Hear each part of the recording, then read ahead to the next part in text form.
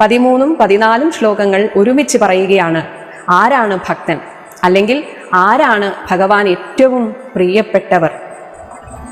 അദ്വേഷ്ട സർവഭൂതാനാം മൈത്രഃ കരുണയേവ ച നിർമ്മമോ നിരഹങ്കാരഃ സമ ദുഃഖ സുഖ ക്ഷമീ സന്തുഷ്ടഃ സതതം യോഗി യതാത്മാ ദൃഢനിശ്ചയഃ മയി അർപ്പിത മനോബുദ്ധിഃ യോ മദ്ഭക്തഃ സഹ മേ പ്രിയഃ.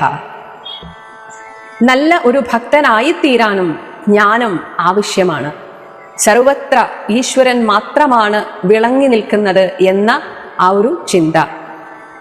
ഇനി അല്ലെങ്കിൽ എല്ലാവരുടെ ഉള്ളിലും ജീവനായിട്ടിരിക്കുന്നത് ആ പരമാത്മാവ് തന്നെയാണ് എന്ന ചിന്ത. ഇങ്ങനെ ഏതു വിധത്തിലായാലും ഇവിടെ ഭഗവാൻ മാത്രമേ ഉള്ളൂ. യാതൊന്നു കാൺമതത് നാരായണ പ്രതിമ, യാതൊന്നു കേൾപ്പതത് നാരായണ ശ്രുതികൾ.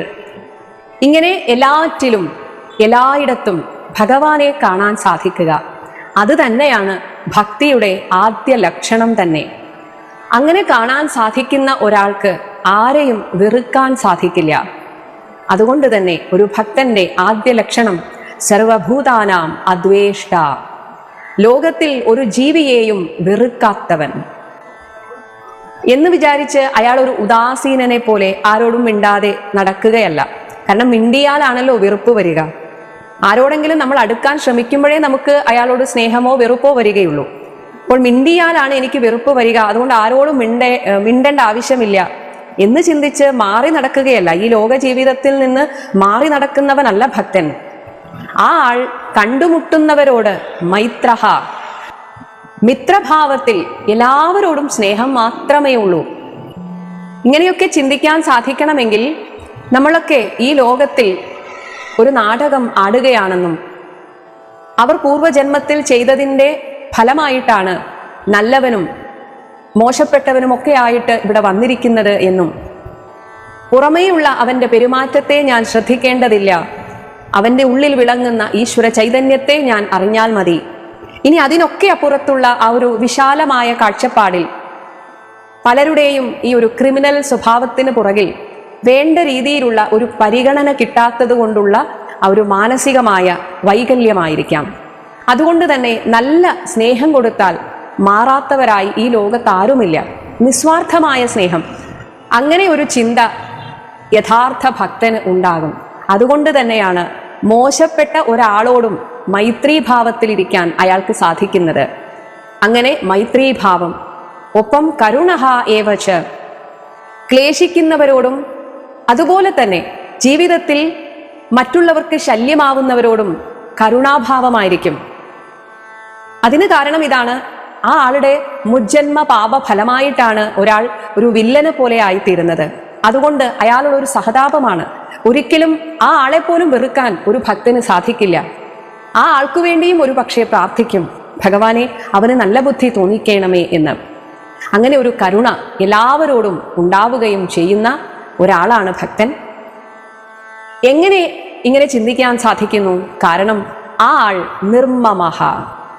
ഈ ലോകത്ത് കുറച്ചുപേർ എൻ്റേത്, അല്ലാതെ കുറേ പേർ എൻ്റെ അല്ല, പക്ഷെ നമ്മളൊക്കെ ഒരേ നാട്ടിൽ ജീവിക്കുന്നു, ഒരേ സംസ്ഥാനത്ത് ജീവിക്കുന്നു, അങ്ങനെ അല്ലാതെ എല്ലാവരും എൻ്റെയാണ്, ഞാൻ എല്ലാവരുടെയും ആണ്. ഇങ്ങനെ ഒരു ചിന്ത ഉള്ളവർക്കാണ് ഏതൊരാളിലും കാരുണ്യം ചൊരിയാൻ സാധിക്കുകയുള്ളൂ. അല്ലാത്തവർക്ക് എൻ്റേതായിട്ടുള്ള ആളുകളോട് കാരുണ്യം തോന്നും, അതിലൊരു മഹത്വമൊന്നുമില്ല, അതൊരു സ്വാർത്ഥതയാണ്. എന്നാൽ നിസ്വാർത്ഥരായിട്ട് നിർമ്മമത്വം ഉള്ളവർക്ക് മാത്രമേ എല്ലാവരിലും ആ ഒരു കാരുണ്യം ചൊരിയാൻ സാധിക്കുകയുള്ളൂ. എന്നാൽ ഞാനിങ്ങനെ ഒരു കാരുണ്യമുള്ളവനാണല്ലോ, എല്ലാവർക്കും ഞാൻ നന്മ ചെയ്യുന്നുവല്ലോ എന്ന അഹങ്കാരം പോലും വരാൻ സാധ്യതയുണ്ട്.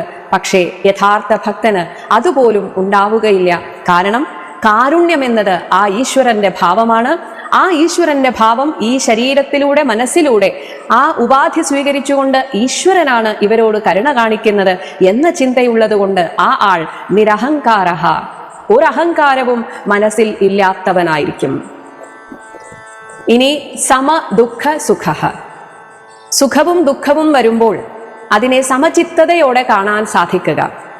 ഇവിടെ തുല്യതയോടെ എന്ന് വെച്ചാൽ ദുഃഖം വരുമ്പോൾ കരയാതിരിക്കുക എന്നല്ല അർത്ഥം. ദുഃഖം വരുമ്പോഴും അങ്ങനെ ഒരു ദുഃഖം വരാനുള്ള സാധ്യത മുൻകൂട്ടി കാണും എന്നതാണ് ഒന്നാമത്തെ കാര്യം.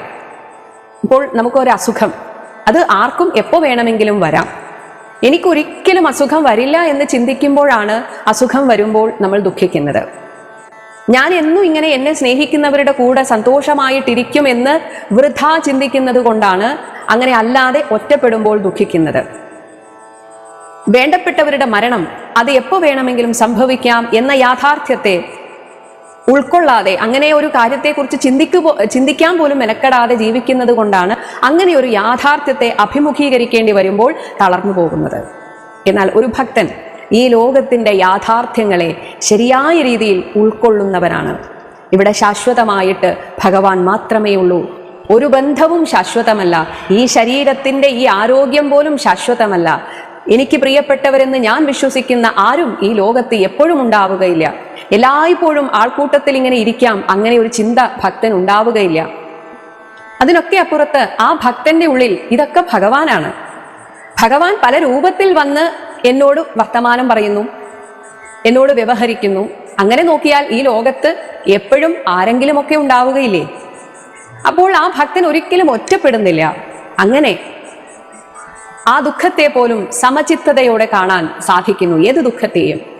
ഇനി സുഖം വരുമ്പോഴും അതിൽ അമിതമായി സന്തോഷിക്കാതെ ഇതും താൽക്കാലികമാണ് എന്ന ചിന്തയോടെ, ആ സമചിത്തതയോടെ സുഖത്തെയും കാണാൻ സാധിക്കുന്നവനാണ് ഭക്തൻ. ഇനി ഭക്തന്റെ മറ്റൊരു ഗുണമാണ് ക്ഷമി, എന്തും ക്ഷമിക്കാനുള്ള കഴിവ്. തന്നോട് മോശമായി പെരുമാറുന്നവരോട് പോലും ഭഗവാനെ ഇദ്ദേഹത്തോട് ക്ഷമിക്കണമേ എന്ന് പറയാനുള്ള ഒരു ഹൃദയവിശാലത അതുള്ളവനാണ് ഭക്തൻ. സതതം സന്തുഷ്ട. നമ്മുടെ ചുറ്റുപാടുകൾ എപ്പോഴും മാറിക്കൊണ്ടിരിക്കും. സന്തോഷമുള്ള ചുറ്റുപാടുകളെ ആശ്രയിച്ച് ജീവിക്കുന്ന ഒരാൾക്ക് അതിൽ നിന്ന് മാറിയിട്ട് എന്തെങ്കിലും ഒരു സാഹചര്യം വന്നാൽ ആകെ ദുഃഖിക്കും. എന്നാൽ ഒരു ഭക്തൻ ഒരിക്കലും തൻ്റെ ചുറ്റുപാടിനെ സന്തോഷത്തിനായിട്ട് ആശ്രയിക്കുകയില്ല.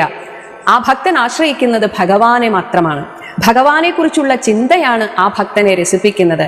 അങ്ങനെ ചിന്തിക്കാൻ സാഹചര്യം എന്തായാലും ആ ആൾക്ക് അതൊരു തടസ്സമേയല്ല. അങ്ങനെ ഏത് സാഹചര്യത്തിലും ഭഗവാനുമായിട്ട് രസിക്കാനും രമിക്കാനും മനസ്സുകൊണ്ട് രമിക്കാനും സാധിക്കുന്നത് കൊണ്ട് ആ ഭക്തൻ സതതം സന്തുഷ്ട. ഇനി ഒരു ഭക്തൻ എന്ന് പറഞ്ഞാൽ വേറെ ആരുമല്ല, അയാൾ ഒരു യോഗിയാണ്. യഥാത്മാ യോഗി. അങ്ങനെയുള്ള ഒരാൾക്ക് മാത്രമേ ശരിക്കും ഭക്തനായിട്ടിരിക്കാൻ സാധിക്കുകയുള്ളൂ. ഭഗവാനിൽ നിരന്തരം സ്മരണ വരണമെന്നുണ്ടെങ്കിൽ ഇന്ദ്രിയങ്ങളെ നിഗ്രഹിക്കണം. ഇന്ദ്രിയ നിഗ്രഹം സാധിക്കണമെങ്കിൽ ഉള്ളിൽ ലൗകികമായ ആഗ്രഹങ്ങൾ ഇല്ലാതിരിക്കണം. അങ്ങനെ മനസ്സിനെ ഏകാഗ്രപ്പെടുത്തി ഈശ്വരൻ എന്ന ഒരേ ഒരു അഗ്രത്തിൽ മനസ്സിന്റെ ചിന്തയെ കൊണ്ടുവയ്ക്കാൻ സാധിക്കുന്ന ഒരു യോഗിയാണ് ശരിക്കും ഒരു ഭക്തൻ. ഇനി ദൃഢനിശ്ചയ.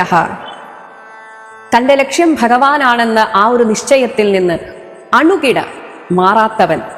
അതിനി സുഖഭോഗങ്ങൾ അനുഭവിച്ചു കൊണ്ടിരിക്കുന്ന ഒരു ചക്രവർത്തിയായാലും ധനികനായാലും ശരി, അതല്ല ഒരു നേരത്തെ അന്നത്തിന് ബുദ്ധിമുട്ടുന്ന ഒരു ദരിദ്രനായാലും ശരി, അതായത് ഭൗതികമായ സാഹചര്യങ്ങൾ എന്തായാലും അതിലൊന്നും മനസ്സ് കൊടുക്കാതെ, ഈ ഭൗതികമായ നല്ല ചുറ്റുപാടും നശ്വരമാണ്, ദുഃഖമുള്ള അല്ലെങ്കിൽ ദാരിദ്ര്യമുള്ള ചുറ്റുപാടും അതും നശ്വരമാണ്. എല്ലാം ഈശ്വരന്റെ ലീലാവിലാസങ്ങളാണ്.